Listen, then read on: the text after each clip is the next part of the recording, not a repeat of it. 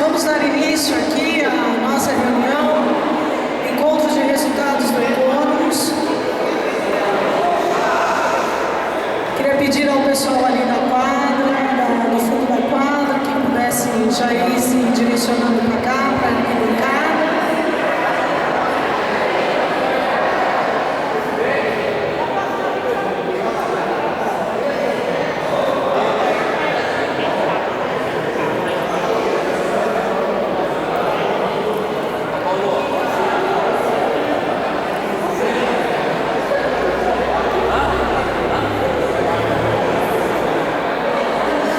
Senhores e senhoras, participantes do Economos, sejam todos muito bem-vindos. Em nome do Economos, da direção, do corpo técnico, agradeço a presença de todos aqui.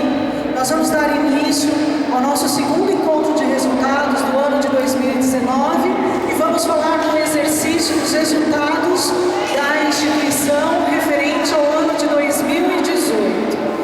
Neste evento, nós vamos demonstrar a gestão financeira do Instituto, a gestão administrativa, a parte de previdência e a parte de saúde. Depois nós vamos fazer uns combinados aqui de qual vai ser a dinâmica dessa apresentação, ok? Antes nós vamos chamar para compor a mesa o corpo diretivo do Economos, o senhor Maurício Messias, diretor de saúde e relacionamento.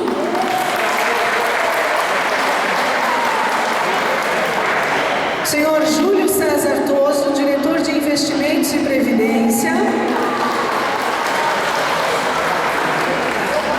E o presidente da entidade, o senhor Adilson Nascimento.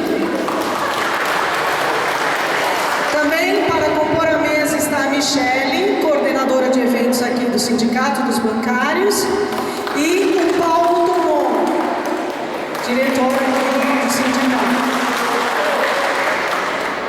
Nós vamos fazer o seguinte combinado.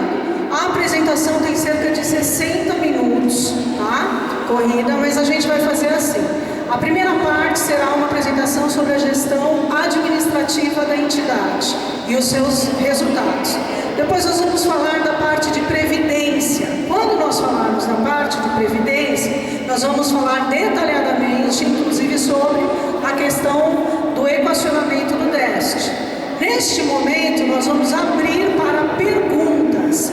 Importante, vai circular um microfone aí, vocês vão poder levantar a mão e aí a gente vai entregar o microfone e vocês vão fazer as perguntas. Não será um momento de debate, mas de questionamento, e a diretoria irá responder todas as perguntas de vocês, ok? Na sequência, nós vamos apresentar, depois de encerrada essa parte, a gestão do assistencial dos planos de saúde. E aí nós vamos abrir depois também para que vocês perguntem a respeito dos planos de saúde. Nós vamos seguir essa dinâmica.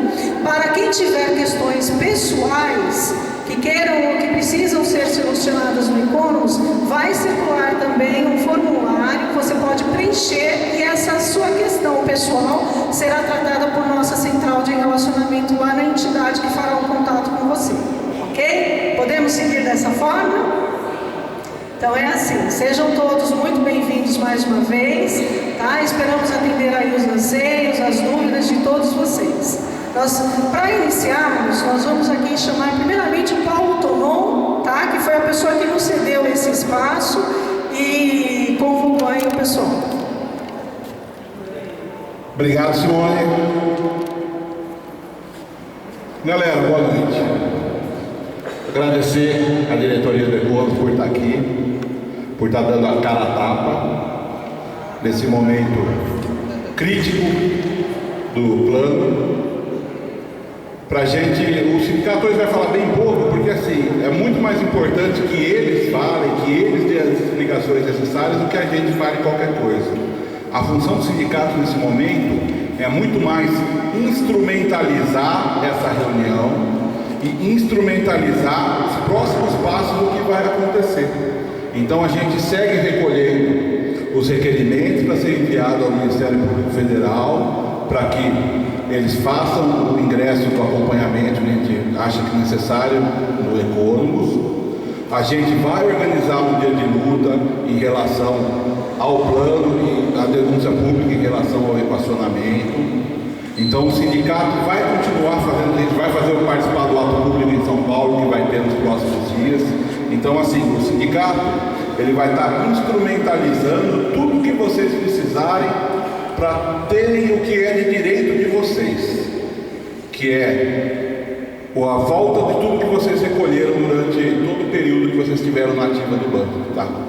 Então contem com a gente, seja para cobrar a galera, seja para tentar dar o apoio que vocês precisam. É isso. Valeu.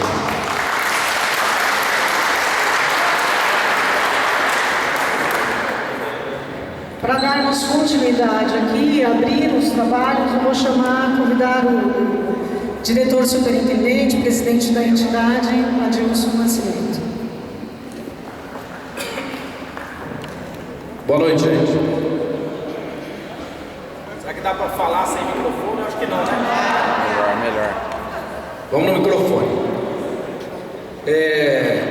Nós vamos passar a apresentação. Estou preocupado aqui, o pessoal ali se está enxergando bem aqui, se de repente não daria para ficar.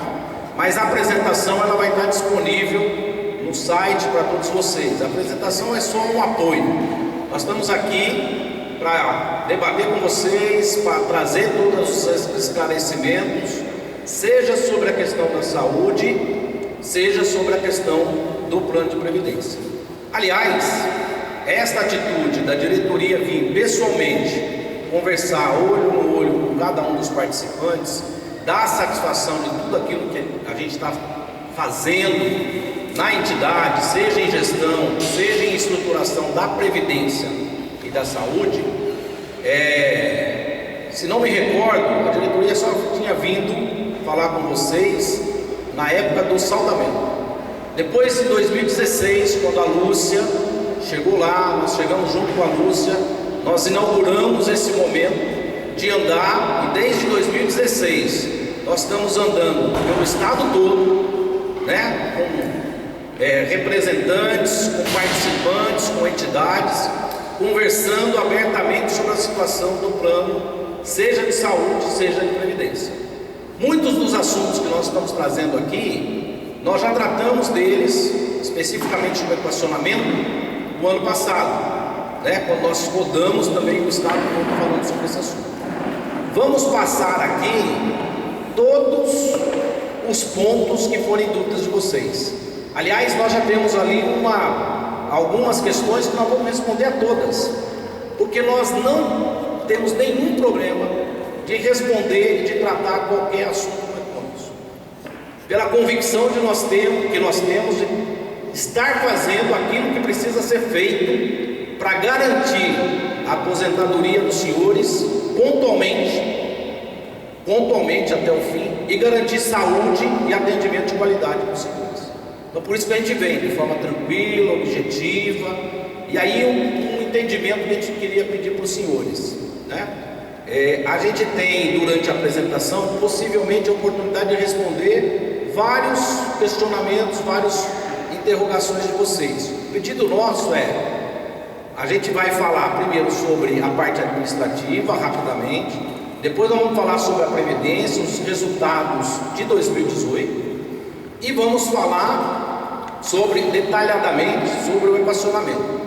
Aí a gente vamos tentar esclarecer. Se ficou alguma dúvida ainda sobre o equacionamento, a gente passa o microfone, vocês perguntam tranquilamente, a gente vai responder a todas elas. Nós só temos compromisso amanhã às 19 horas lá em São José do Rio Preto. Então nós não temos tempo, não temos pressa de ir embora, vamos responder a tudo. Depois que a gente responder e fechar a questão da previdência, nós vamos apresentar a questão da saúde. Como é que está, como é que estão os resultados, quais são os desafios que nós temos para a saúde. Desde 2016, uma palavra que nunca faltou a esta gestão, e a gente considera como uma gestão única, desde esse período que nós iniciamos lá com a Lúcia, né? O Messias está lá já há muito tempo, o Júlio está chegando agora aqui para nos ajudar, né? Eu também estou lá desde 2016. Tem uma palavrinha que a gente sempre preza, é o enfrentamento, a coragem para enfrentar e resolver os problemas. Não adianta a gente vir, e talvez seria mais fácil para cada um de nós diretores, né, dar uma barrigada, conduzir esse assunto por mais 2, 3 anos, que a gente logo sai e vai para outro lugar, né? Do que estar aqui dando a cara, falando abertamente com cada um de vocês.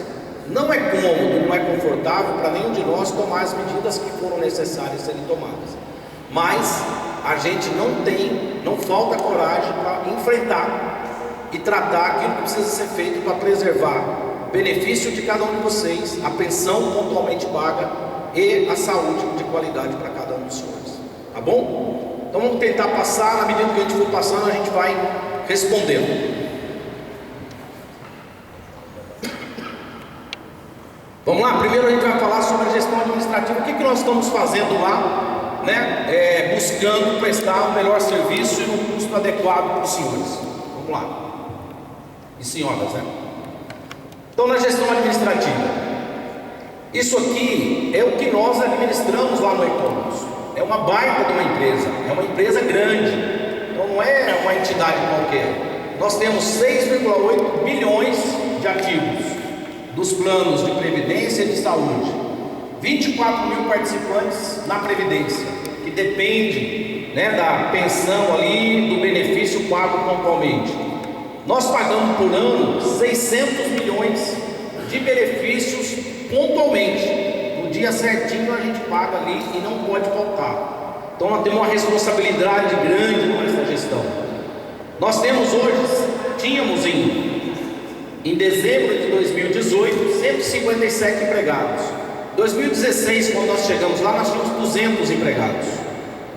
Em dezembro de 2018, 157 empregados. Hoje, no e-commerce, nós temos 143 empregados. E vocês vão ver como é que a gente fez esse processo de eficiência, para reduzir custo e para ter um custo adequado para os 2 sócios que a gente tem. E aqui é importante a gente dizer, essa aqui é uma empresa que tem 2 donos, que tem 50% das ações. O participante tem 50% e o patrocinador tem 50%. Ambos nós devemos satisfação, para ambos a gente deve prestar todos os esclarecimentos possíveis.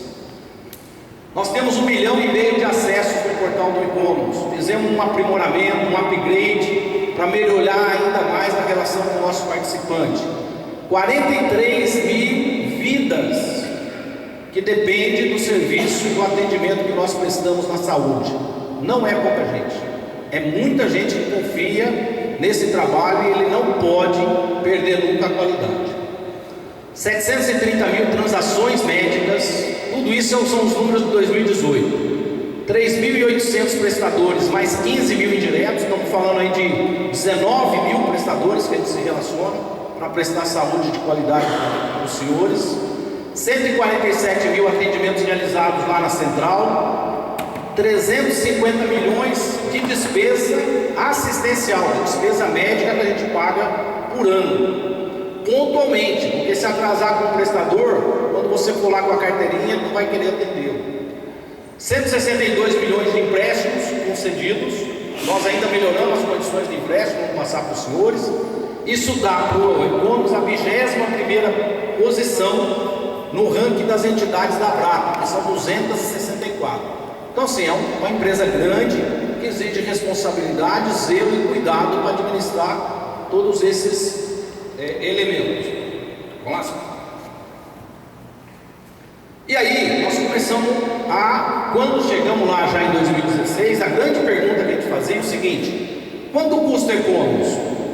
O custo nosso é adequado para o nosso participante, para o nosso patrocinador? E ali a gente começou já a desenvolver um programa de eficiência, onde a gente tinha que responder: nós temos que ter um custo adequado de mercado para o nosso participante e para o nosso patrocinador. Nós já declaramos isso aqui em 2016. Aqui nós fizemos já um trabalho grande de renegociação de contratos e prestadores. Em outubro de 2017, a gente começou a suspender as contratações. Então, vagava lá, né? Um funcionário aposentava ou tinha um outro emprego, a gente não repunha aquela vaga. Inclusive aqui em outubro de 2017, vagou um diretor. lá nós somos 4 diretores, sempre foram 4 diretores na história do E-Commerce, sempre. Outubro de 2017, Farinha saiu e nós falamos com o banco, que é quem indica, falou, não indica não, que aqui nós estamos no programa de eficiência, nós vamos ficar só com 3 diretores e vamos redistribuir as funções entre 3 diretores. Então, desde outubro, a diretoria também está cortou na carne, e nós só temos 3 diretores, não temos 4. Suspendemos as promoções internas, lá tinha uma regra de substituição, quando alguém entrava de férias, outro substituía, aí você pagava 2 salários, nós cortamos isso, colocamos um conceito de lateralidade. Em janeiro de 2018, nós contratamos a Accenture, uma consultoria renomada, e pedimos para ela fazer um diagnóstico do e-commerce, saber, a nossa estrutura, olhando o mercado, olhando o índice de produtividade, ela está adequada? É isso? Qual a estrutura que nós devemos ter? Né? Nesta ocasião aqui em janeiro, quando nós contratamos a consultoria, nós decidimos lá a governança suspender a taxa administrativa. Lembrando que essas despesas administrativas, salário, né, a remuneração variável, que ali chama de PLR, energia, telefone, água, essas despesas administrativas elas são pagas paritariamente pelos 2 sócios. O banco põe a metade, o participante põe a metade. Então a taxa, por exemplo, do plano C era 0,90. Então o cara pagava 0,90 e o banco pagava o mesmo valor. Em janeiro de 2018 a gente suspendeu por um ano, né, com a seguinte lógica: nós precisamos descobrir qual o custo adequado para a gente voltar a cobrar a taxa administrativa no valor que seja adequado e justo. Então a gente suspendeu em janeiro de 2018 essa cobrança. Em junho de 2018 nós implementamos o programa. A Accenture concluiu, nós desenvolvemos o plano de ação e começamos aqui a implementar as ações. E agora em abril nós retomamos a cobrança da taxa administrativa em outro patamar. Então esse foi o plano de desenvolvimento do programa de eficiência. Quais são os resultados que nós atingimos e nós gostaríamos de compartilhar com vocês? Então nesse período, em um ano, foram 30 milhões que a gente suspendeu da cobrança da taxa administrativa. 15 milhões aqui foram os participantes que deixaram de contribuir, e 15 milhões o patrocinador também deixou de pôr dinheiro lá no e-commerce para cobrir as despesas, porque as despesas são paritárias por lei, tá gente? Lei complementar 108, é paritário, por lei. Então 30 milhões a gente deixou de arrecadar, foi economia, foi um gasto menor para o participante, os 2 sócios nossos, o participante e para o patrocinador. Nós reduzimos a nossa estrutura em 21% em 2018. Então nós saímos de 200 funcionários lá em 2016 e chegamos agora a 143 funcionários. Só em um ano nós reduzimos 21%. E aqui um detalhe: vocês estão aí, conhecem várias empresas. É muito difícil achar uma empresa que reduz 21% do seu quadro de pessoal sem comprometer a qualidade dos serviços prestados e do atendimento. Nenhum dos senhores, das senhoras, percebeu qualquer alteração no atendimento lá do e-commerce e nos serviços prestados pelo e-commerce. E a gente vai ver isso aqui pela pesquisa de satisfação que a gente tem ali. Então isso é responsabilidade, porque não é só cortar a pessoa. Cortar pessoas é fácil. Aqui é rever processo, otimização tecnológica, que é você usar os sistemas de forma eficiente e você rever a sua estrutura. Então é um processo que tem que ser totalmente coordenado para que a gente não sofra descontinuidade na operação.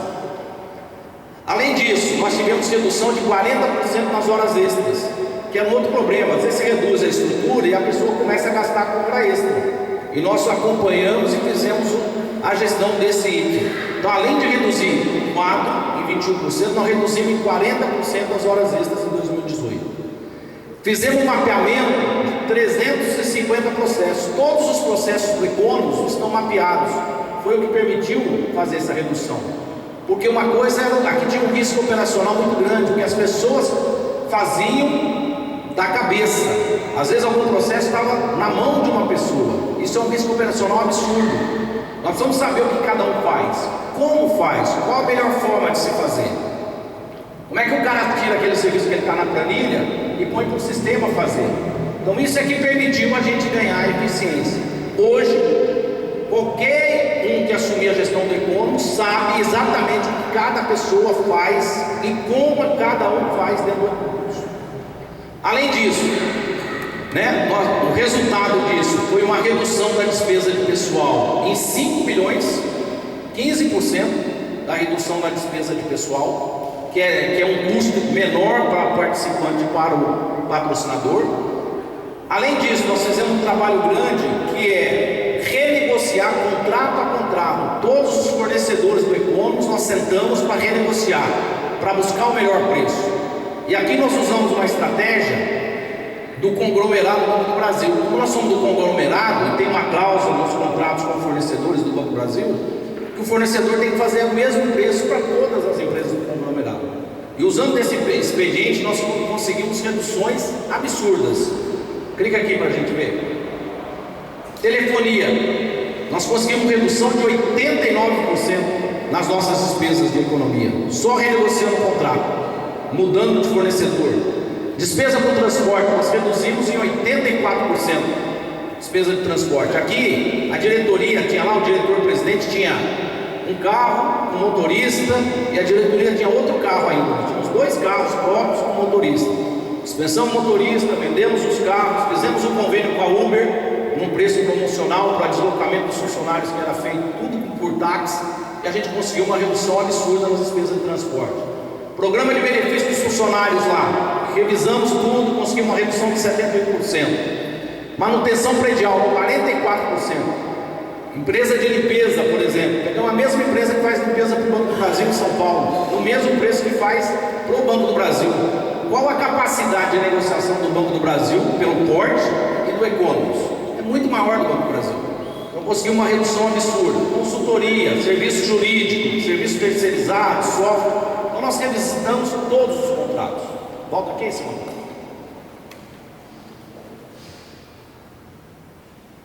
Volta. Então isso aqui deu uma redução, de 1,7 milhões na revisão dos contratos. Então nós tivemos uma redução total das despesas de 6,6 milhões. Aí, com toda essa adequação do custo, das despesas, a pergunta que vem: quanto que é o nosso custo hoje? Ele está adequado ao mercado? Olhando o mercado, olhando as empresas do setor? E aí, passa aí para mim. Esse aqui foi um estudo da Previc.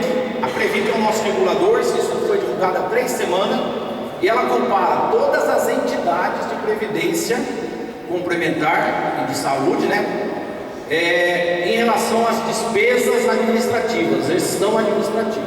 Então tem 2 indicadores lá. Esse documento está disponível no site da Previc para vocês conferirem. Tem 2 indicadores: as despesas administrativas sobre o ativo total. Qual que é essa relação? Está adequado? Aí a gente olhando, nós comparamos aqui com entidades que são do mesmo porte nosso. Fundação Copel, conceituadíssima, Telos, Sabesprev, que é uma referência em gestão e entidade de previdência complementar fechada, Visãoprev, Séries. Comparamos ainda com a Previ, que é a nossa co-irmã, e comparamos com a média de todas as entidades da Previ. Então, em relação ao patrimônio, nossa despesa está 0,35. A referência aqui é a Previ, 0,16, porque o patrimônio é muito grande, 240 bi, nós temos 6 bi. Fundação Copel está bem, Telos, nós estamos melhor que Sabesprev, que Visãoprev, que Séries, e a média das entidades é 0,82. Então hoje nós podemos afirmar por esse indicador que o custo do e-commerce, da estrutura administrativa, está totalmente adequado. Despesa administrativa por participante, outro indicador. Quanto que custa a estrutura administrativa dividida por cada participante? Aí a gente vê que a Sabesprev tem o melhor índice, a Previ está bem acima do que nós, 1.600. O nosso é o segundo melhor aqui nessa comparação, 1.200, melhor que o Copel, que a Séries, melhor que a média da Previ, que é 1.400, que a Telos e que a Visãoprev. Então o que nós podemos afirmar? O custo hoje da estrutura do E-Conos é perfeitamente adequado para os nossos participantes e para o nosso patrocinador. Com esse custo adequado, nós retomamos a cobrança administrativa. E aí foi possível reduzir o que cada um pagava, em relação, porque pagava em cima de uma estrutura de custo maior, quanto que a gente precisa ter agora de taxa administrativa para cobrir o custo adequado. Então o grupo C, se pagava 0,90, teve uma redução de 25%, foi para 0,65. O grupo A pagava 1,35, foi para 0,90. O grupo B 0,68 para 0,60 e o Prev Mais, que em média pagava 0,90, foi para 0,45. Então a gente conseguiu retomar a taxa administrativa em um patamar adequado. E aqui eu já respondo uma pergunta que está ali, ó. Aliás, foi a que caiu, ó. PLR sendo pago com o E-Conos em déficit. Então assim, ó, os diretores que estão lá, eles têm remuneração variável, como sempre teve, desde o início do E-Conos até hoje. Todos os administradores, diretores que foram indicados para lá, carregavam junto a PLR, que era do banco, e lá chama remuneração variável, entendeu? Por quê? Ninguém vai lá aceitar administrar indicado lá, se ele não ter a remuneração que ele tem no banco. Ninguém vai para lá ganhando menos. Isso foi ajustado, nós temos um programa de desempenho e isso está dentro dessa despesa administrativa. Todo mundo tem. Outra, nós éramos 4 diretores, temos 3 diretores. E aqui, uma pergunta clássica aqui, não está com déficit do PGA. E aí é importante as pessoas saberem. A gestão administrativa não tem nada a ver com o resultado do plano C, do plano A e do plano B. É totalmente separado. O PGA, que a gente chama, que é o Plano Geral de Gestão Administrativa, ele é esta taxa de 0,65 é que paga essa despesa. Não tem nada a ver com os 24,73 do plano C, que nós vamos explicar lá na frente. Então isso é para ficar bem claro. Não é plano com déficit que está pagando a PLR. Não é PLR, porque não é participação sobre lucros, é remuneração variável, que sempre acompanhou todos os diretores desde o início do E-Conos, e é importante que isso seja garantido para que possam ser levados para lá os profissionais que tenham coragem e condição de trabalhar e de fazer o que precisa ser feito. E isso não tem nada a ver com déficit. Isso é pago por esta taxa aqui, que era 0,90 e agora é 0,65, depois de um trabalho importante de eficiência operacional que foi feito. Então a gente já responde uma primeira pergunta. Se ficar mais dúvida, a gente responde na sequência. Pode passar? Além disso, nós estamos investindo muito em comunicação, que esse é um problema que nós identificamos quando a gente chegou em 2016. Os participantes e o patrocinador sabiam um pouco daquilo que acontecia no E-Conos. E desde 2016 a gente tem investido muito em trazer todas as informações, colocar tudo de forma clara e disponível para os senhores. Eu posso apostar que vocês nunca tiveram tanta informação como vocês têm após 2016. Isso a gente está investindo muito no site, no e-mail, no Facebook, nos encontros presenciais que nós temos com vocês todos os anos. A gente não se furta de vir aqui explicar tudo. E a gente tem investido muito porque é importante que o participante conheça tudo e que o patrocinador conheça tudo que tem lá dentro do E-Conos. Quais são os desafios? O que nós temos que enfrentar? E esse talvez tenha sido um dos grandes problemas. As pessoas serem surpreendidas. O que nós não temos desde 2016 é surpresa.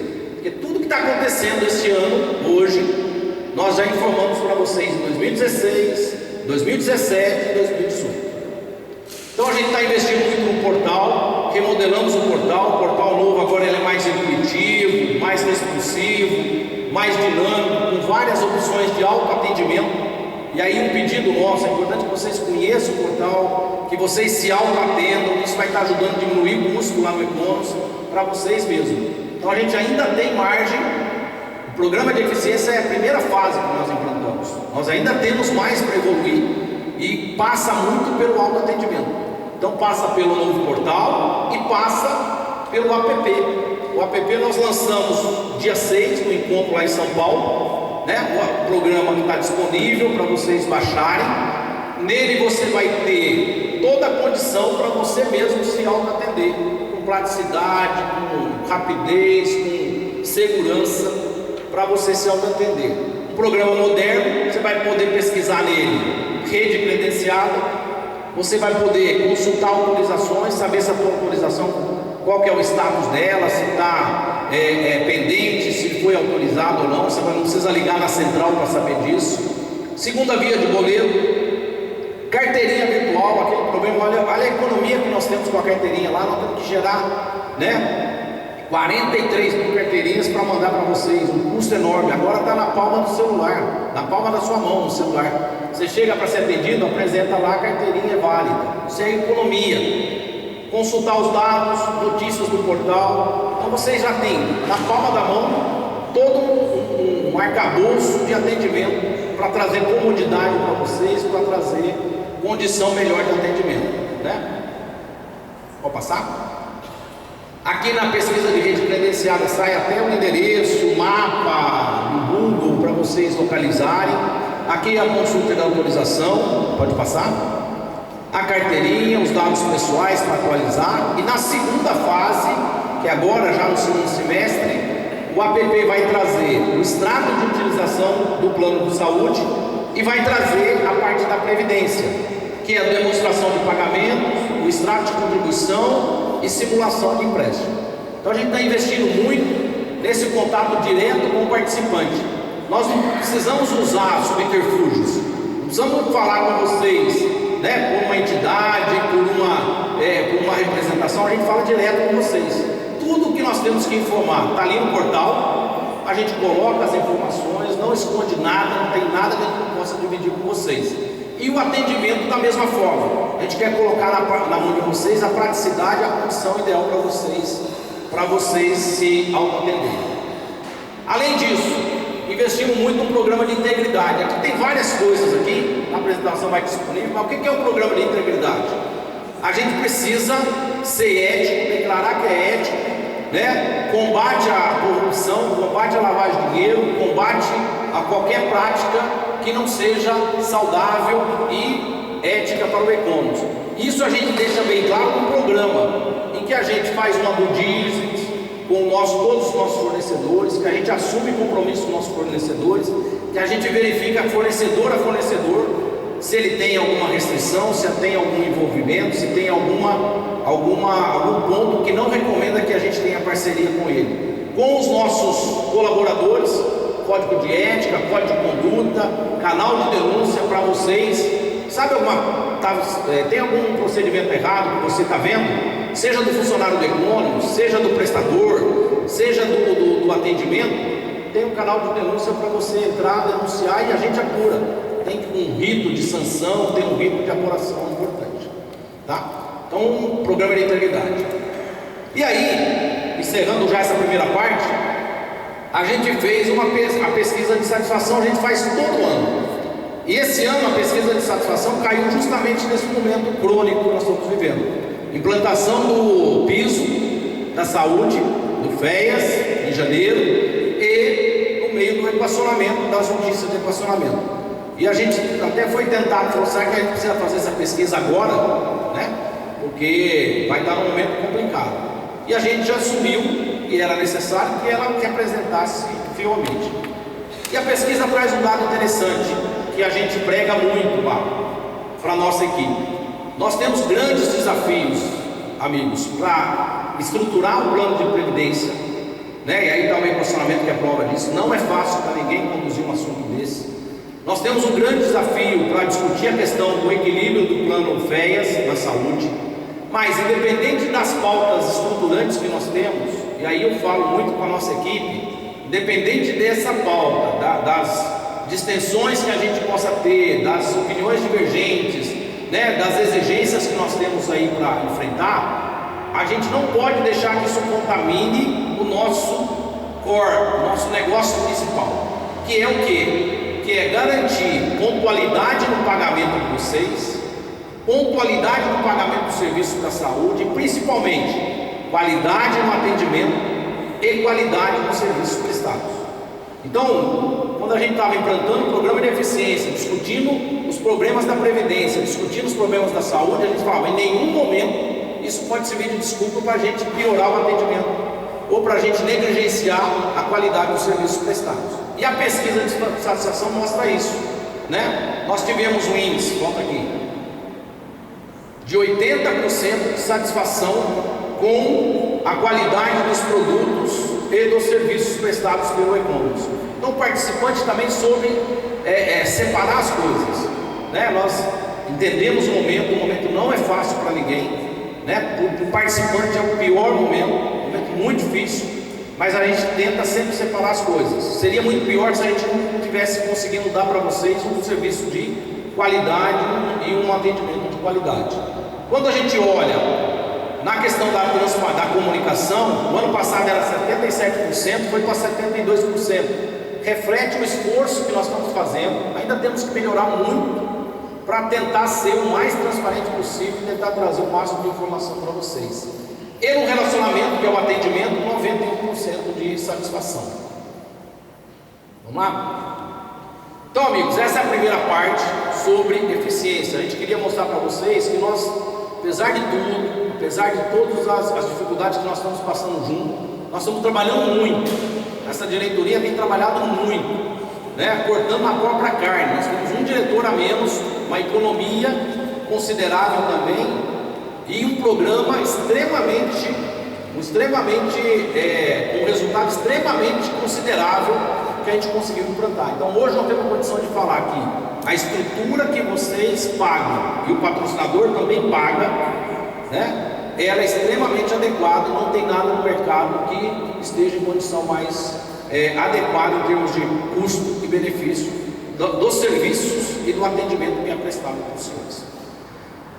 Agora eu vou passar a palavra para o Júlio, que é o nosso diretor financeiro. Ele vai trazer os resultados de 2018 e na sequência eu volto para explicar o equacionamento de 2017, que o Júlio não estava aqui na época, e aí a gente abre para as perguntas do equacionamento. Pode ser? Muito obrigado. Se tiverem alguma pergunta sobre o administrativo, pode colocar junto quando a gente abrir para o equacionamento. Legal. Boa noite. Pessoal, agora vamos falar aqui da Previdência, o resultado dos investimentos e dos planos. Primeiro, a fotografia dos nossos planos. Nós temos 24.200 participantes, dos quais 10.700 no Brasil Mais, 11.500 no Regulamento Geral, um pouco menos de 1.000 no Grupo A, um pouco mais de 1.000 no Grupo B. O Grupo A tem um patrimônio de quase 32 milhões de reais, alocados 88% em renda fixa e quase 12% em empréstimos com participantes. No ano de 2018, os investimentos renderam 9,52%, acima da meta atuarial de 8,61%. Então, criamos um valor adicional para o plano com o resultado desses investimentos. Em 2017, o Grupo A encerrou a posição dele com um superávit de quase 2.600.000 reais. Tivemos ganho de rentabilidade dos ativos, que a gente falou anteriormente, de 433 mil. Fizemos alterações de premissas, alteramos a taxa atuarial de 5 para 4,5, que gerou ali um resultado negativo de 1.600.000. A variação atuarial, fizemos mudanças na tábua de mortalidade, de longevidade, que deu um resultado de 2 milhões negativo, uma variação de contingências ali de 106 mil, que chegou ao final do ano de 2018 com quase 600 mil de resultado negativo de déficit. Porém, é importante pontuar que nós temos ativos com uma marcação positiva de mercado no valor de 1 milhão, que dá que amortece bem esse déficit de 2018. No grupo B, o patrimônio já é de 50 milhões e a alocação de ativos é muito parecida. Renda fixa 85%, 25,5%, e empréstimos quase 15%. São planos bem maduros, então o perfil de aplicação também é conservador. Volta um pouquinho. No ano de 2018, os investimentos renderam 9,43, contra uma meta atuarial de 8,61. Então, também uma criação de valor para o plano. O grupo B encerrou 2017 com R$ 871 mil de superávit. Tivemos ganhos de rentabilidade de 505, com os ajustes de premissas e variação atuarial, que eu já expliquei no grupo A também é a mesma coisa.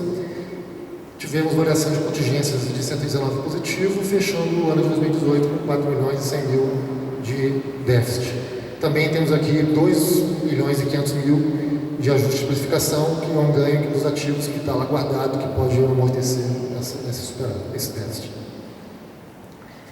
No Prev Mais, uma carteira mais diversificada, né, a escolha dos participantes, o patrimônio do fundo já atingiu 8.800 em 2018, com uma alocação de quase 90% em renda fixa, renda variável 4,5%, investimentos estruturados 0,24% e empréstimos com os participantes de 6,12%. A meta atuarial de 2018 era de 7,38% e os investimentos atingiram um rendimento de 8,19%, também acima da meta atuarial, tá? Gerando um ganho para o plano. O Prev Mais encerrou o ano de 2017 com 51 milhões e meio de superávit. Tivemos ganho de rentabilidade de 9 milhões com os ativos, alteração de premissas e variação atuarial. Aqui, no caso do Prev Mais, teve um rendimento positivo de quase 5 milhões e 9 milhões. Variações de contingência, 325 mil negativo, fechando o ano de 2018 com um superávit de 74,6 milhões de reais. O grupo C, vou passar para a parte de na frente. Isso, eu volto dos resultados. O grupo C tem um patrimônio fechou o ano de 2018 com um patrimônio de quase 3 bilhões de reais, um portfólio mais diversificado, a renda fixa 77%, renda variável quase 11%, investimentos estruturados 6%, o imobiliário 4,10% e empréstimos 1,84%. A meta era 9,64% e o rendimento líquido foi de 15,73%. Por que eu chamo a atenção desse valor de 15%, quase 60%? O ativo, na verdade, rendeu quase 18%, mas em 2006 foi feita uma operação onde se antecipou boa parte do resultado dos ativos, que gerou um ganho adicional. Então, a gente desconta esse ganho que foi reconhecido lá atrás, em 2006, e chega ao número de 15,73 líquido, também bem acima da meta atuarial. A carteira já é uma carteira diversificada, mas, dada a maturidade do plano, nós já estamos com 75% da população recebendo benefício. Então, é natural que, ano a ano agora, pouco a pouco, a gente vai migrando desses investimentos um pouco mais arriscados e migrando cada vez mais para a renda fixa. O perfil do fundo é um perfil mais maduro, então o sentido de aplicação aqui é no sentido de proteger o patrimônio já construído e não colocá-lo em risco ainda mais. Nos empréstimos, a gente tem uma informação nova, uma novidade. Na semana retrasada, está na frente, a gente fez uma alteração das condições dos empréstimos com os participantes, onde nós tínhamos um prazo máximo de 96 meses, ou 8 anos, e uma taxa de 8,56. Com a mudança que a gente fez ano passado, da meta atuarial de 6% para 5,85%, reduzindo 0,15%, a gente reduziu aqui também nessa nova condição, e pelo programa de eficiência, que reduziu os custos administrativos, a gente também reduziu o outro 0,15%. Então, nosso Conselho Deliberativo aprovou uma nova condição de empréstimo, que já está à disposição desde a semana passada, onde a gente vai chegar até 120 meses, ou 10 anos, e uma taxa de 8,26, que é 0,30 abaixo da condição anterior. Então, quem tiver pedido de empréstimo já desde a semana passada, já está tomando nessa nova condição de prazo, de podendo chegar a um prazo maior e já pegar uma taxa mais baixa.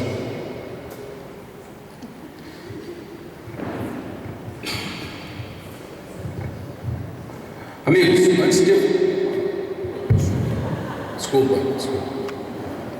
Antes de voltar no déficit para explicar o equacionamento, só alguns detalhes sobre o resultado de 2018, para deixar claro. Volta aqui. Volta. Aqui. O Júlio comentou aqui que o nosso ativo rendeu 17,835%. Descontado o RAR, que é aquele valor que foi antecipado lá no saldamento, teve um rendimento de 15,73%.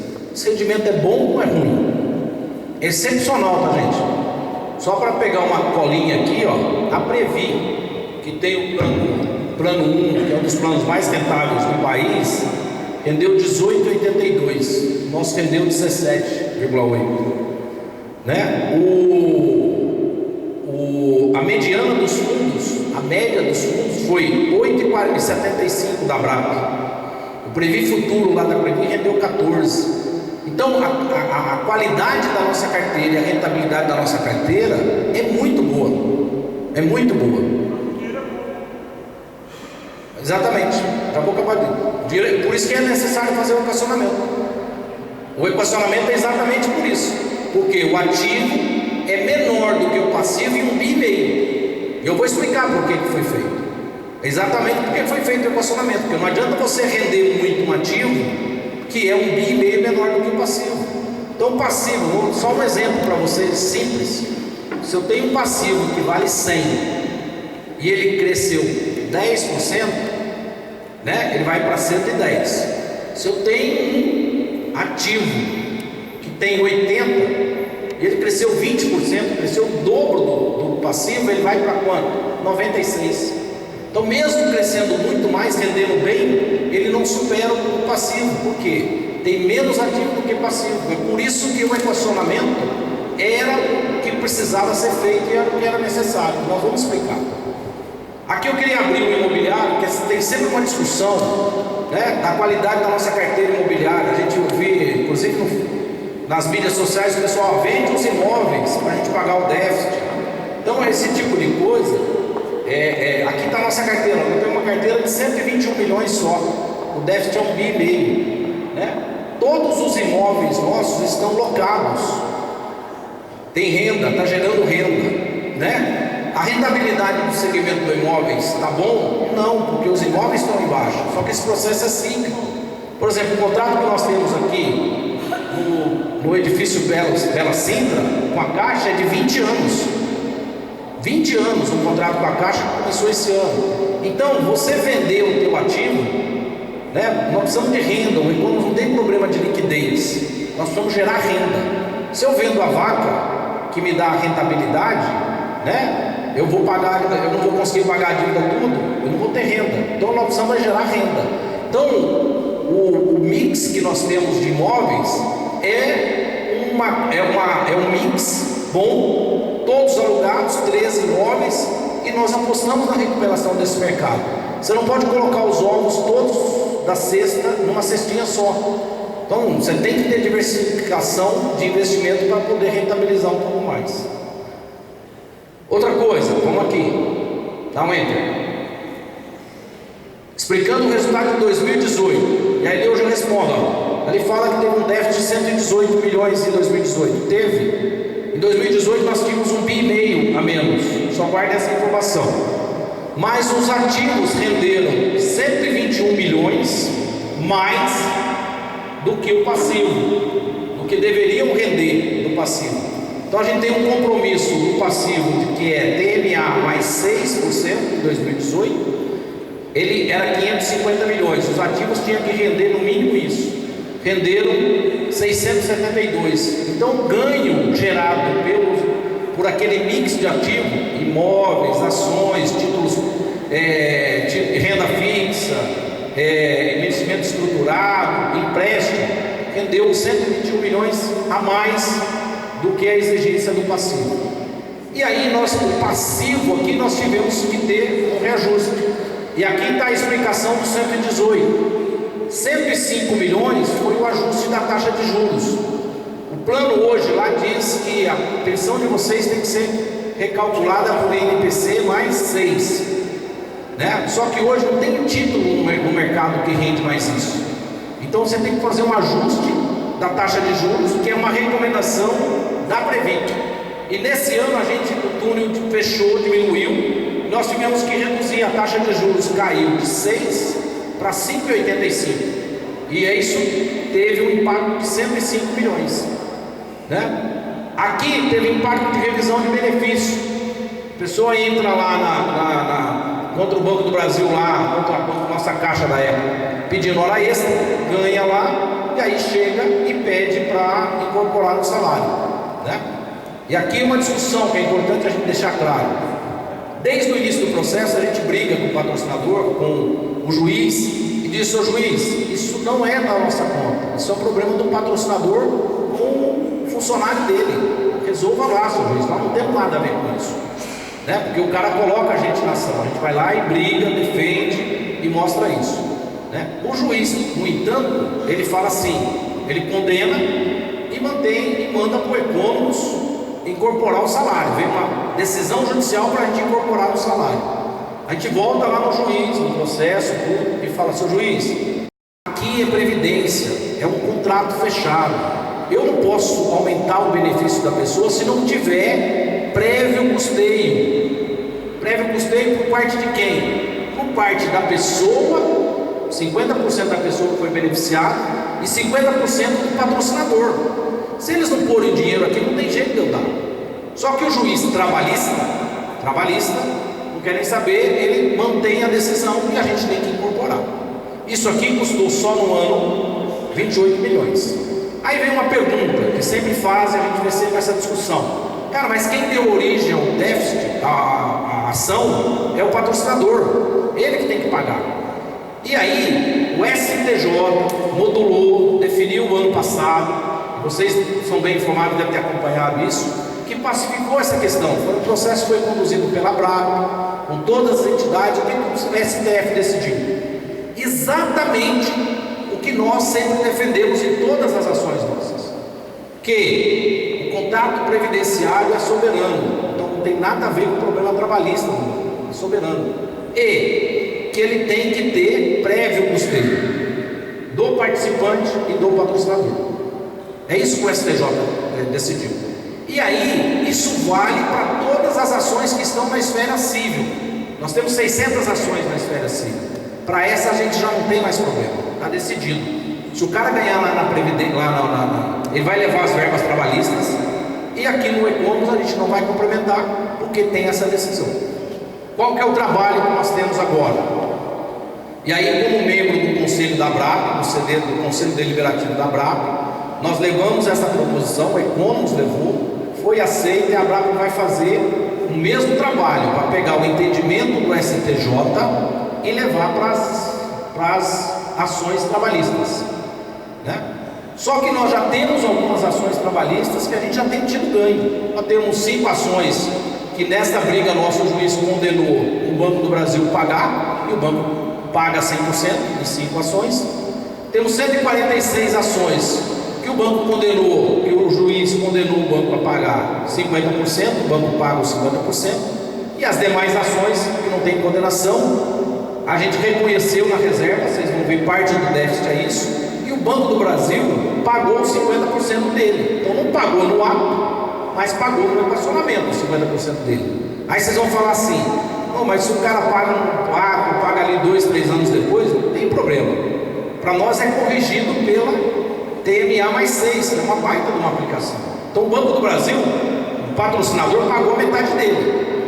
O participante não pagou a metade dele. E quem que pagou a conta do participante? 50% do participante? Todo mundo. Então assim, essa é uma lógica, gente, que a gente vive insistindo. Às vezes tem alguns discursos muito bacanas: esse patrocinador tinha que pagar tudo, até 2012. É outra coisa que fala, até 2012 a nossa caixa pagava, quando era a nossa caixa, todo mês ia lá, pagava essa complementação em regime de caixa. Até 2012 o Banco do Brasil também pagou. Em 2012 alguém lá no Banco do Brasil levantou: opa, isso está errado, eu só posso pagar se o outro pagar. Isso é paritário, ele pagava 50% dele, e aí parou de pagar, assim como ele não paga na Previ também. Tem o mesmo problema na Previ e o banco também não paga. Então isso é questão de lei, é questão de entendimento. Então, o que nós defendemos aqui sempre é que seja cumprida essa tese do STJ. O cara quer ter complementação do benefício dele, ok. Ganhou lá na Justiça Trabalhista, ok. Paga a tua parte, o patrocinador paga, tem que pagar a parte dele. O patrocinador não pode fugir, tem que pagar. Então, essa questão judicial, a gente reconheceu o estoque no ano passado, que gerou déficit, e esse ano deu 28 milhões em estoque disso aqui. Aí tem um outro discurso, às vezes sensacionalista, que fala, não, que isso aí vai quebrar o e-commerce, que não tem. Nós temos um estoque de 1.200 ações. E nós já temos um índice de sucesso de 25% de insucesso, né? Quer dizer, nós temos sucesso em 75% que a gente não tem condenação. Então isso aqui é uma disputa, tem muito chão para acontecer, nós temos expectativa de que o mercado mude em relação a isso aqui. Mas no ano passado foi 105 milhões da alteração da taxa de juros, 28 milhões de impacto no benefício. Além disso, nós tivemos variação de contingências, que é provisão que nós temos que fazer de 27 milhões, e aquele resultado a realizar, que é a antecipação daquele investimento lá no saldamento, nós tivemos que pagar 7 milhões no ano. Então, com isso, nós tivemos um equacionamento de 1.500, nós começamos com 1.600, 1.500 foi o valor do equacionamento, fechou o ano com 118 milhões, que é a informação que está ali. Só que o pessoal esqueceu de colocar ali que tem 83 milhões de ajuste de precificação. O que é ajuste de precificação? É tudo aquilo que rende acima da minha TMA, do compromisso que a gente tem do passivo. TMA é o compromisso que nós temos com o passivo, que é INPC mais 6. Isso em 2018, hoje é INPC mais 5,85. Tudo que rende acima, eu posso deduzir do meu resultado para não equacionar. Então, o resultado acumulado ajustado é 34 milhões só. E esse ano, o equacionamento começou em abril. Esse ano, nós já temos aqui 20 milhões positivos, então falta 15 milhões para pagar isso. Agora, a partir de abril, que você tem o ativo e o passivo do mesmo tamanho, aí a expectativa é que nós tenhamos condição de gerar resultados superavitários para enfrentar os desafios que nós temos. Tá? Então, esse é o resultado de 2018. Vou explicar agora o equacionamento, porque o equacionamento é o equacionamento do resultado de 2017. E aí a gente dá uma pausa para tentar esclarecer alguma dúvida que ainda resta. Resultado de 2017. Isso aqui nós, para quem estava nos encontros do ano passado, a gente falou exatamente isso aqui. Então assim, ó, o ano de 2016 fechou com um resultado negativo de 354 milhões. Que nós equacionamos 60%, né? Que é aquele déficit aqui, ó, de 3,20, que é o resultado de 2015, 3,20. O painel está bom, está me ajudando a gente na explicação. 3,20 é 60% do resultado que foi equacionado em 2016, que era o resultado de 2015. O que foi esse resultado? A gente tem aqui uma apresentação que tem todo o resultado de todos os anos. O ano passado nós passamos ano a ano, desde 2006, no saldamento, até 2017, o ano passado. Se quiserem, a gente pode abrir ano a ano. Mas isso aqui foi a tábua de mortalidade que foi ajustada, teve um pequeno ajuste que nós vamos explicar. E aí começou então com esse resultado negativo. Em 2017, nós tivemos uma alteração no passivo de 1.186.000, que é basicamente o que gerou o déficit. Esse 1.200 foi ocasionado por quê? Presta atenção que aqui é o ponto-chave para a gente entender tudo. 520 milhões foi o impacto da alteração das hipóteses atuariais. O que é hipóteses atuariais, gente? Nós temos um punhado de regra, que é a exigência legal, que nós temos que observar para a gente fazer as provisões. Quanto que as pessoas vão viver, quantas pessoas vão entrar em invalidez, quantas pessoas vão se aposentar, quantas pessoas, isso no período todo, até o final, quantas pessoas vão sair do emprego, que é a taxa de rotatividade, qual que é a taxa de juros desse período. Então, esse conjunto são chamadas as hipóteses atuariais. As hipóteses atuariais você tem que revê-las de 3 em 3 anos. De forma prudencial é recomendado que você reveja elas todo ano. E o Economos faz a revisão todo ano das hipóteses atuariais. Então, quando eu revejo as hipóteses atuariais, né, eu tenho que aumentar ou diminuir a minha provisão, dependendo de cada hipótese. Nesse ano de 2017 foram 520 milhões que impactou o resultado. Quais foram essas hipóteses e qual o valor que deu esse 520? Então nós tivemos aqui rotatividade, né, que é qual o turnover, qual que é a rotatividade de pessoas que saem por aposentadoria, do banco. Tivemos que rever isso aqui, que é com base no histórico, né, na projeção. Isso aqui teve um impacto pequeno de 6 milhões. Vamos pular a tábua de mortalidade. Tábua de entrada em aposentadoria. O que é isso? Em 2014, o pessoal chegou a uma conclusão, né, que é real, de que quem estava no BNC, quem era do BNC, que estava na ativa, ele não aposentava na elegibilidade. Qual que é a elegibilidade, gente? 55 anos mais INSS. Então, a regra é essa: com 55 anos mais INSS, a gente tem que calcular quem que vai atingir 55 anos se tem INSS esse ano. Nós temos que ter provisão para esse cara vir aqui pegar o benefício dele. Só que se verificou que as pessoas não vinham pegar com 55 anos, por N motivos. Às vezes o cara tinha um saudado baixo, ganhava mais na ativa, ficava. Às vezes a pessoa tem pai como dependente na ativa, lá ele tem que pagar por festa, por N motivos. A pessoa não vinha aposentar. E aí se verificou, dentro da lei, dentro da legalidade, aprovado pela Previc, conferido pela auditoria externa, aprovado pelo Conselho Deliberativo, se verificou que as pessoas vinham em média com 57, 58 anos. Então a pergunta que você fez, por que a gente precisa ter a provisão tudo agora, se o cara não vem pegar agora, você vem pegar lá na frente? E aí incluíram essa tábua de entrada em aposentadoria, que é uma tábua que considera, ninguém, a maioria não vem aqui com 55 anos, em média vem com X anos. Isso deu um alívio da provisão em torno de 200 milhões, 234 milhões em 2014. Não era para ter um resultado negativo lá, aliviou a provisão. Só que o que aconteceu? 2014 fez isso, 2015 e 2016, nos 2 anos seguintes teve um PAI da vida. Que aí o banco chegou lá e falou para a pessoa: você quer 12 salários para você aposentar? A pessoa falou: opa, beleza, daqui e vou para casa. Só que eu tinha acabado de mudar aqui e falar que esse cara não ia vir agora, ele ia vir lá na frente. Aí de um dia para o outro, quando botou um programa na rua, o cara chega, bate na porta do banco e fala: eu quero minha aposentadoria. Nós não podemos falar para ele: não, agora não, só daqui 3 anos você vem buscar a aposentadoria. Não pode. E aí outra pergunta: mas quem fez esse programa é o banco tem que pagar. Se a gente chega para o banco e fala: o banco vai falar assim: ei, quem tem que ter provisão, quem tem que cuidar das reservas da provisão é você que inventou essa tábua, você é entidade, né? Então não é compromisso do banco.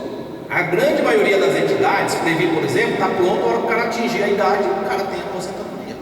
Então nós tivemos que fazer um ajuste nesta tábua, que custou 33 milhões. O ideal é tirar essa tábua.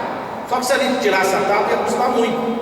Nós fizemos um ajuste. O que o ajuste considerou? Qual que era a média de saída nos últimos 5 anos em que teve 2 PA? Então é uma tábua mais conservadora. Só que o ideal é que a gente tire ela e vocês vão ver que isso está na nossa agenda estratégica para mexer. Fator de capacidade é a correção, o índice de correção projetado, que também está em declínio, custou 23 milhões. Agora, dos 520, o que custou mesmo muito? Tábua de entrada e mortalidade. 460 milhões dos 520 foi tábua de entrada e mortalidade. O que é isso?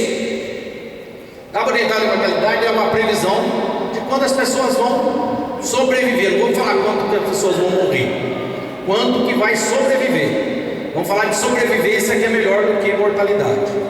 Então essa tábua de sobrevivência prevê quanto tempo a pessoa vai ficar usufruindo do benefício, né? Aí para aquele período você tem que ter provisão. O que acontecia? Graças a Deus as pessoas estão vivendo muito mais. E o Economos não tinha provisão para isso.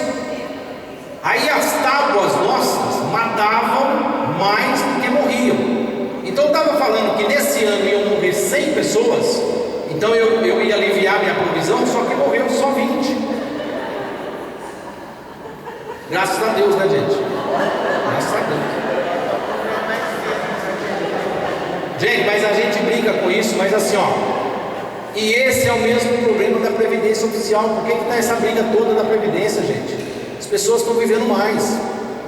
E as tábuas do Economos, qual que era a regra? E está dentro. Aí tem um outro discurso terrorista que fala assim: pô, vai ter protelação, o pessoal não estava com as tábuas atualizadas. Estava tudo dentro da norma. A norma prevê o quê? Que você tem que pegar uma tábua que seja aderente.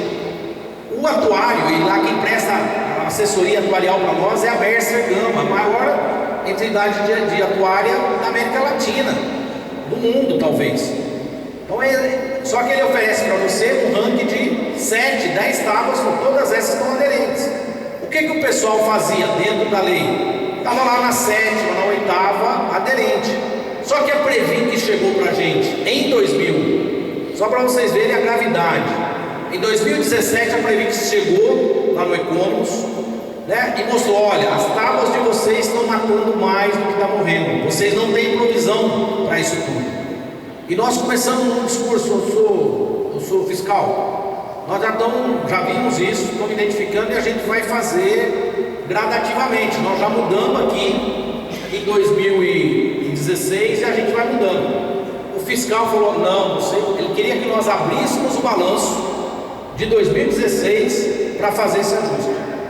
Nós tivemos por 3 vezes em Brasília, na Previc, tivemos lá em São Paulo umas 500 vezes na Previc de São Paulo, né, defendendo isso: o impacto vai ser grande. E aí não teve jeito, fomos autuados. Então isso aqui foi uma imposição do regulador. Então quando pergunta, não dava para a gente ter adiado, a gente gostaria muito de adiar. Só que isso foi uma notificação, autuação, para a gente fazer a alteração. Só que o regulador também não fez isso de sacanagem, porque isso é necessário, gente, porque senão ali na frente, bem aqui na frente, vai faltar dinheiro. Aí sim é um problema de liquidez, vai faltar dinheiro para pagar. Então 460 milhões foi isso, ajustar a tábua de entrada em mortalidade, que foi uma imposição do regulador. Volta. Então deu 520 das hipóteses atuariais. 400 milhões foi a alteração do regime financeiro, nome bonito. O que é isso? Simples. Pensão, né? A pessoa morre, deixa a pensão de 100% para o cônjuge, né? Ou dependente direto ali, ok? E aí você precisa ter provisão para pagar isso. Qual que era o regime que era adotado? Era um regime que chama regime de repartição simples, que é um regime legal dentro da lei previsto. O que é regime de repartição simples? Pega esse ano, 2019, a gente olha quanto que a gente tem que pagar de pensão esse ano. Olha, soma tudo e divide pela quantidade de participantes. Então você tem um numerador, divide por um denominador. Só que esse modelo não é recomendado para plano fechado. Por quê? Um plano aberto sempre está entrando gente, a base, o denominador está sempre mantido. Num plano fechado, o que acontece? O denominador só vai diminuindo. Lá na frente vai ter um punhado de pensão para dividir com um pouquinho de gente. Quem ficar, não é muito lá na frente, não, estou falando daqui 3, 4, 5 anos, vai ficar muito pesado. Então isso aqui é uma recomendação da Previc, que estava lá desde 2008,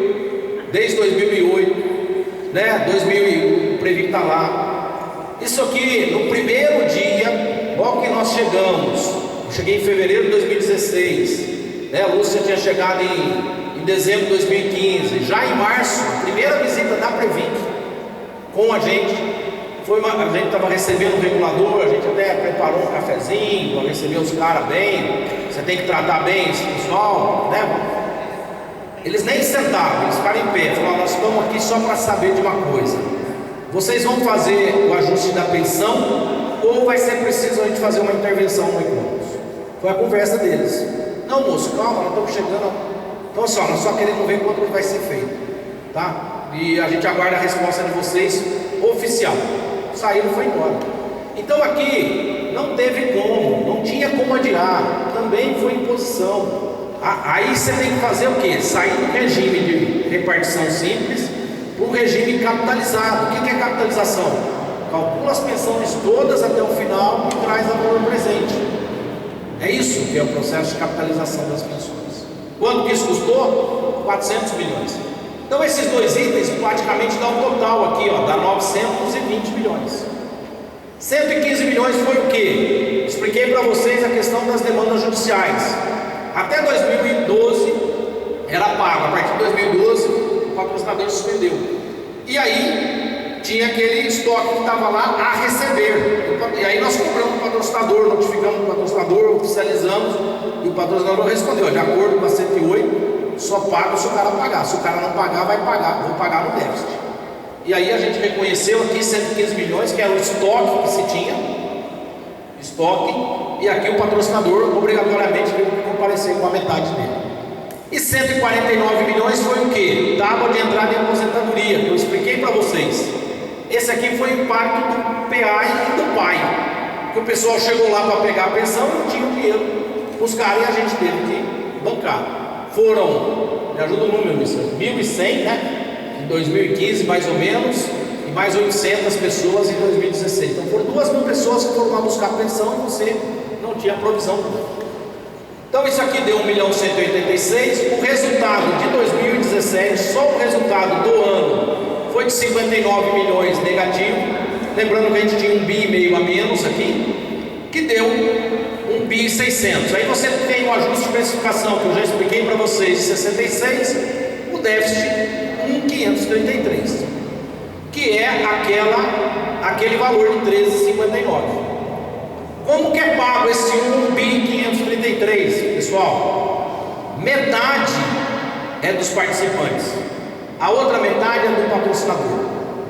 E aqui vale uma outra conversa importante. Por exemplo, você fala, depois que o Brasil entrou lá, desandou o negócio. Não é verdade, gente. Por exemplo, o Banco do Brasil também foi surpreendido, assim como vocês. Não é fácil para uma diretoria que foi indicada pelo patrocinador voltar um ano depois lá para o patrocinador e falar: olha, tem um cheque para você pagar cá de 800 milhões. Não é fácil para ninguém pagar 800 milhões, entendeu? Então no final, só um minuto. No final a gente responde. Vamos chegar. O que eu estou falando para vocês estava desde 2009. Só que assim, que eu falei para vocês, se tivesse feito lá, ia estar pagando isso desde lá. Estou falando que, do mesmo jeito que vocês foram surpreendidos, o patrocinador também foi. O patrocinador, qual a vantagem dele de postergar? Ele vai ter que pagar do mesmo jeito. E outra, para aprovar isso aqui, ó, em dezembro, no patrocinador, não foi fácil. Não foi fácil. Porque nós tivemos um trabalho grande de ir explicar para o CD do banco, para explicar para o comitê de auditoria do banco e fazer a mesma pergunta: pô, mas por que isso não apareceu antes? E aí nós estávamos mostrando toda essa questão da evolução, do problema das tábuas, do problema... Existiam, poderia ter sido feito antes, não foi feito. Está errado não ter sido feito antes? Não tinha nada que obrigava a fazer antes, só que não poderia ter sido adiado. Então, esse ano, dia 16, nós estamos aqui dando satisfação para vocês. Dia 16 de maio, eu tive que comparecer, Júlio e eu, em Brasília, porque mudou a diretoria do banco. Em abril também foi debitado para o banco. Nós tivemos que ir lá para explicar para o conselho do banco, os vice-presidentes do banco, o presidente do banco, para explicar a mesma coisa que nós estamos explicando para vocês. Então essa conta é importante saber que ela é paritária. E também o patrocinador tem o seu ônus, 800 milhões. Consegui? Então esse aqui é o quadro que já está ali, né? E aqui vem uma pergunta. Pode passar? Pode passar lá na agenda estratégica. Aqui. E aqui, terminando a parte aqui, a gente abriu a pergunta. Aquele valor da pensão, aí tem uma discussão muito grande sobre contribuição vitalícia, né? Que no ano passado nós já falamos isso em julho. Que é o quê? Pegar a soma, juntar todos esses déficits aqui e fazer ele pelo prazo vitalício. Hoje ele é por 17 anos.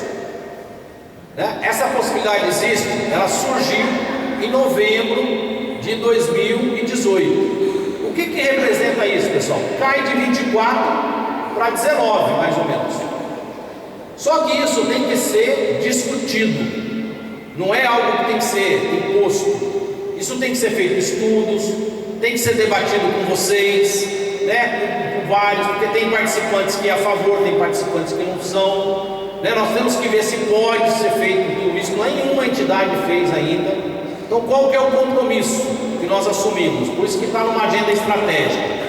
Esse estudo vai ser discutido na governança do Econos, e no próximo custeio, plano de custeio que abriu do ano que vem, nós vamos estar com esse assunto encaminhado, né? Discutido com vocês, apresentado na governança, para ver se é vantagem, se não é, se é vantagem para a grande maioria, se é interessante ou não se fazer isso, né? Tem prós e tem contra. Normalmente as pessoas mais novas acham que vai pagar por mais tempo. O cara que está com mais idade pode ser mais vantajoso. Nós temos que olhar tudo isso, ver se não tem transferência de riqueza entre intragerações e confirmar direitinho. Outro problema, taxa de juros, é algo que nós temos que enfrentar. A taxa de juros era 6, nós reduzimos para 5,85, custou 105 milhões. Só que hoje, qual que é a taxa projetada de inflação? É 4, 4,5. Então essa taxa nós temos que derrubar ela no primeiro momento com 5. Quanto que custa para a gente fazer esse movimento? Em torno de 500 milhões. Aí você vai falar, nossa, outro déficit. Não, calma. Nós temos oportunidades também. A reforma da Previdência que está aí, está alterando a pensão de 100% para 60%. É 50 mais 10. Se isso acontecer, altera a pensão daqui para frente. Quem tem pensão não mexe. Mas daqui para frente a pessoa não vai receber 100%, vai receber 60%. Isso gera... Hein? Aí para quem sobrar de nós. Calma, no final nós vamos abrir. Não, esse valor da redução da pensão é que vai ser preciso para acertar a taxa de juros, para não gerar mais déficit. Então assim, isso são problemas que ainda estão no horizonte, que a gente precisa resolver, a gente precisa enfrentar. A tábua de entrada em aposentadoria, que a gente vai tentar resolver esse ano ainda, com os resultados positivos que a gente tem expectativa, e a questão das ações trabalhistas, que eu já comentei com vocês, a estratégia da gente levar para o TST esse entendimento. Então esses são os desafios que a gente tem na agenda estratégica. Amigos, desculpa, às vezes eu falei muito corrido, então agora a gente vai parar, respirar, a gente vai sentar aqui, com calma. O que eu queria pedir para vocês, para a gente organizar? Levanta a mão, o menino vai correr, passa o microfone, pode perguntar o que você quiser perguntar, a gente responde.